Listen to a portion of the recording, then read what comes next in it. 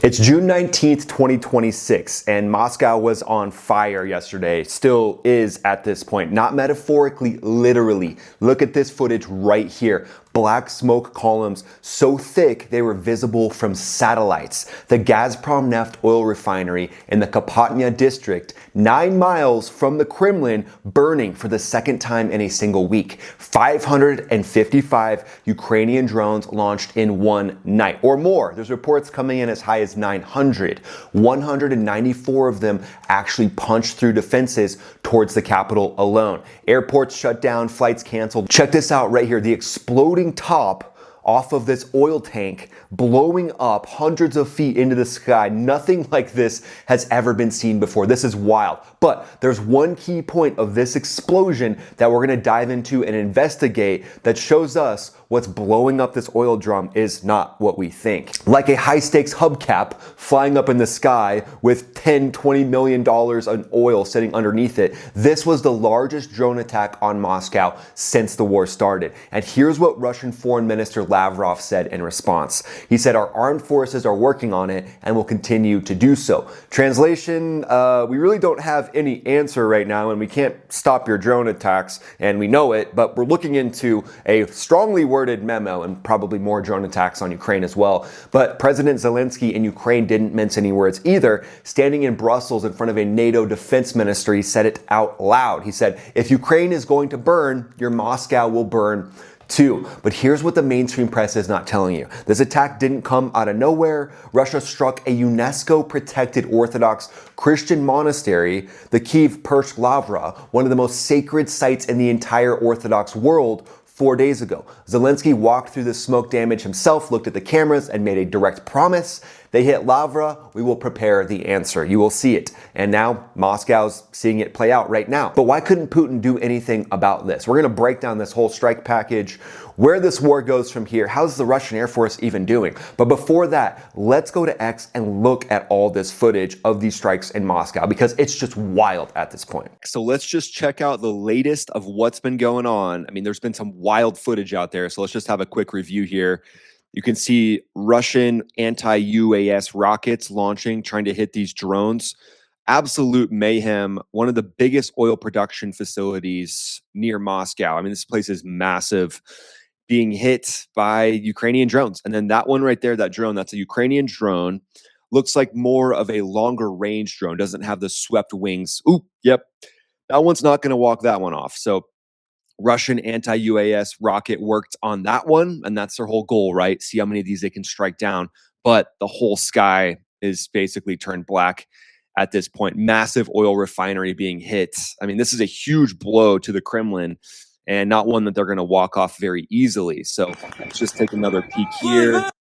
This might be, so this is, they're using small arms. Oh, this is a Stinger missile, shoulder-fired man-pad missile. Let's see if he launches one of these things. Wow. Yeah, you can see the drone up. Oh, yeah. Whoa. Dude. Yeah, so that's a man-pad going up after that one. Let's see if it hits. I don't know if the footage will show it. I mean, they're busting out the kitchen sink at this point. Interestingly enough, we saw similar type, tubes, mortar tubes, maybe not man-pads, in Afghanistan that were Russian origin as well. Just a little tidbit for you there. This was the footage I was just blown away by. So this is going to get hit, and there's going to be an overpressure situation. We looked at it at the beginning of this video, but I got to show you again. It's wild. Okay, rockets going in. Oh, buddy. The overpressure. These small drones of this size can do that. It's just insane, guys. This drone warfare is on a whole new level. And I mean, the gloves are now fully taken off. We thought things were going to cool down in this war. Yeah, no, not going to cool down. Ooh, almost like, is that a Russian? Oh my gosh, wait a second. Is that a Russian anti-drone rocket that hit their own pop off the tank? Let's watch that slower, because that's pretty wild. It almost looks like it is. Let's just come here. This will be something that you're not seeing anywhere else. I mean, I don't see any drones. And if a drone's going to hit the top of this, it's going to implode. So if this hits the side and overpressures all those explosives inside, I mean, there's the streak right there. Oh my gosh. Yeah, look at there's the streaking. Boom, it hits. It's almost like, oh my gosh. Whoa. Wow. That's just wild. Well, we're uncovering it here, guys. But yeah, you can see the smoke trail come down right here. And then it looks like, I mean, this big explosion is going to be an overpressure. And there's some things I've been seeing about how powerful these anti-drone rockets are. Remember, Russia builds everything huge. They're like, yeah, we might not have the engineering figured out. Let's just build it bigger. That's kind of the Russian motto. So let's watch it one more time, real time. Okay, there's the rocket. Missed. Yeah, dude, that's their own anti-drone rocket. But in warfare, when you can get the enemy to do something like this, I mean, you're winning, right? And it shows the limitations of the Russian technology for their anti-drone rocket. Oh, wow. That is just wild. Even pop off of their own oil tank. Just having rockets like drone, you know? Pressure. Again, you should go with high-powered microwave weapons, directed energy weapons. Like the microwave weapons are so capable, and you avoid something like this happening. But again, the technology there is like that's leading-edge stuff, leading-edge technology from Epirus, leading-edge technology from Anduril, these super advanced companies, Shield AI. So if you don't have that type of technology, you're left with the old school stuff that's going to blow up your own oil tank. Yeah, not going to walk that one off. Someone's going to have to report to the boss on this one. They're like, hey, Charlie, actually, Vlad, you launched a rocket. You missed the drone. You blew up our oil tank. Yeah, we're taking that out of your paycheck, my friend. We're going to take a few rubles off the top on this one, okay? Yeah, you're basically not going to get your bonus this quarter. So now we're going to break down the drone technology that bypasses Russia's layered defense network, literally a layer anti-UAS arms race that's happening on both sides right now, and why this refinery hit was the most strategically valuable target Kyiv could have chosen, despite having hit the bombers in Russia as well. That was probably the most strategic part, was hitting the Russian bombers, but now hitting the energy infrastructure is the most strategic thing that they could have on their targeting list. And then in the roundup section today, we're going to talk about how the Iran deal just collapsed. Wait, already? Before it even got started? Potentially. We'll get to that in the roundup section. That's about 3/4 of the way through the video, so stay around for that. But let's rewind the tape and talk about the sequence of the story. So we know that Russia is striking Kyiv on a whole new level. They struck that 1,000-year-old monastery, that UNESCO World Heritage Site. And at that point, that's kind of the big middle finger to Ukraine. I mean, obviously all these drone attacks are. We've seen them barrage Ukraine,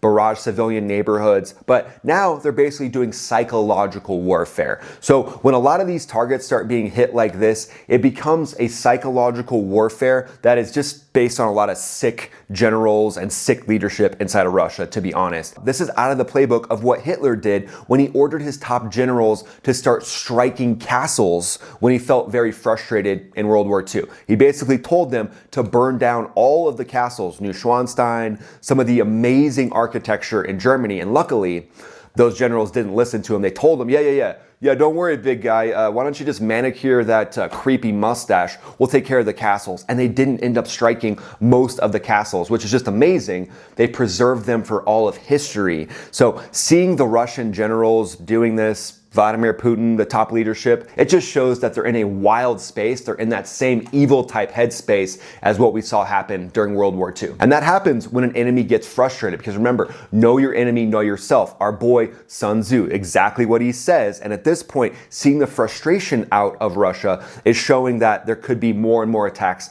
on civilian heritage sites just like this. But let's talk about the tech that's keeping that from happening and that's giving Moscow a big black eye right now. First, the UJ-26 Beaver, also known as the Bobber, that's the workhorse of this attack likely. That's Ukraine's primary long-range strike drone. The UJ-26, it translates to the Beaver, so Beaver sounds better than Bobber. It was developed by Ukraine's main intelligence directorate in partnership with local industry. The Bobber is a domestically built one-way attack drone with a shark-like canard airframe, sleek fuselage, inverted tail, and a rear-mounted pusher propeller. The range is 1,000 kilometers, which is massive. Payload, 50 kilograms of explosives, including a KZ-6 armor-piercing cumulative charge capable of penetrating reinforced concrete. I mean, this is like the bunker buster of drones basically at this point.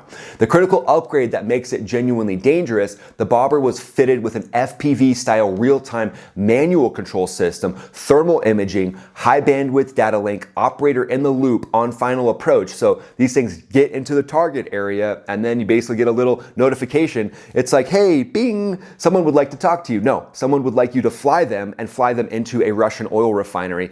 Pops up, you get the notification as the operator, and then you take over in-game, which is great because it frees up the operators to only take over the drones in-game. So they get into the target area, you don't have to worry about the cross-country flight to get there. And then once it's there, you get that little alert, and then you fly it right in to the target, which is also probably assisted by AI at this point. We don't even know the details of the advanced tech and the AI brains that are integrated into these things. I mean, the capability of these really can't be understated. And then you think of the saturation math. So here's what makes this attack different from every other one that came before. You're not sending one drone into Russia's layered defense network. You're basically doing everything you can to sneak them in a mass force. Mass force is a principle of warfare where you basically just decimate with force, and in this case, you're decimating Russia's ability to strike down these drones. Just like we saw Russia's interceptors, not the best technology, right? Blowing the lid off of their own oil tank, and then they're like, yeah, that was a Ukrainian drone, totally. But at this point, we're seeing now that lack of technology in Russia for their interceptors is being met with advanced technology from Ukraine. But think about this, the Pantsir missiles, likely the ones we're seeing fired from Russia at these drones, cost about $150,000. And then the S-400s cost $1 to $3 million. And these Ukrainian drones are built for around $50,000. So you do the math there. It's basically like Ukraine is the entrepreneurs of warfare at this point, taking it to Russia's economy in a way that Russia is not able to keep up with over the long term. This is not a sustainable scale for Russia, but Ukraine seems to be scaling. But we know that Russia has been launching the Garin 2. Those are Shahed, Iranian designed and Russian produced one-way attack drones at Ukrainian cities at rates that exceed 1,000 per week. So Ukraine's answer now is a multi-layered counter-UAS architecture that includes massive amounts of technology and scaled technology that Russia really wishes that they had. So think about, first of all, some sort of jamming situation. So electronic attack and warfare is huge when it comes to these, but conventional air defenses aren't necessarily the best way to go after drones. Going after them with high-powered microwave weapons is way better. So think of Epirus, the way that they have these high-powered microwave systems. Anduril has drone interception systems. So go high tech to me when you're going up against these drones. Get one shot, one hit, kind of like the sniper of anti-drone technology. And if you can use those microwaves to take out a massive swath all at once, that's where Ukraine really makes their bacon. So Ukraine sent drones with rear-mounted pushers and armor-piercing tips that fly 500 miles, and they penetrated on arrival. So it's kind of like this beaver drone goes in, does what it wants, and doesn't ask permission. Let's pop to the global roundup real quick and let's talk about the Iran-US deal that looks to be falling through, but a ceasefire was just announced. So the ink on the US-Iran memo of understanding was barely dry. Trump signed it and they canceled J.D. Vance's trip to Switzerland where the negotiations were supposed to start.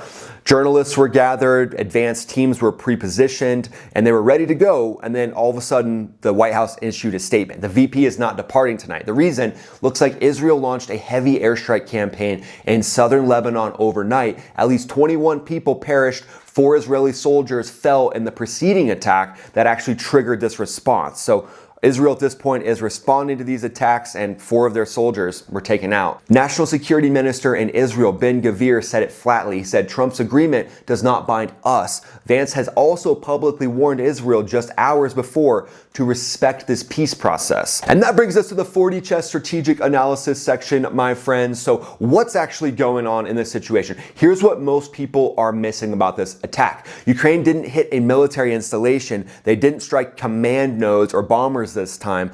They didn't target the airfields. They hit a fuel refinery 9 miles from the Kremlin that supplies a third of Moscow's civilian fuel market. So that choice is strategic information warfare, and it was deliberate. So what Ukraine actually wants from this attack is not to shut down Russian oil production because they've got a lot more refineries. It's to make ordinary Russians feel the war. Zelensky said this himself. The main thing is that the people of Russia begin to feel that this is one man, Putin, who is waging this war, while ordinary people pay the price for everything. That's the big message that goes out to the Russian population. But as we know, Putin and the cronies have a pretty strong stranglehold on whatever happens militarily with Russia. So what do you think? Do you think we'll see an increase in drone attacks? Ukraine, Russia, Russia, Ukraine. Where do you think that conflict goes from here? I'm excited to cover more of this with you guys. Let me know in the comments below. Thanks so much for watching, guys. Go ahead and follow me on Pepperbox. I'm posting stuff over there that I can't post here, like more strike footage. There's a link in the description for that. Follow me on X, follow me on Instagram. I'm posting there pretty much every day. Watch this next video that pops up right here. This is Ryan, also known as Max Afterburner,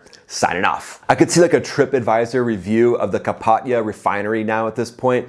They're like 2 stars. Atmosphere needs work. My family and I visited the Gazprom Neft Moscow oil refinery in Kapotnia for the 2nd time this week. We keep coming back. Honestly, it's become a tradition because the fireworks are just so good. But I had to knock down the stars a little bit because the visibility was near 0. They're like, parking was a nightmare because all major airports had been closed. The staff seemed a little bit overwhelmed, and they were actually launching fireworks of their own that happened to hit one of the oil tanks, but that just created more amazing fireworks. So we're actually really grateful to the hosts.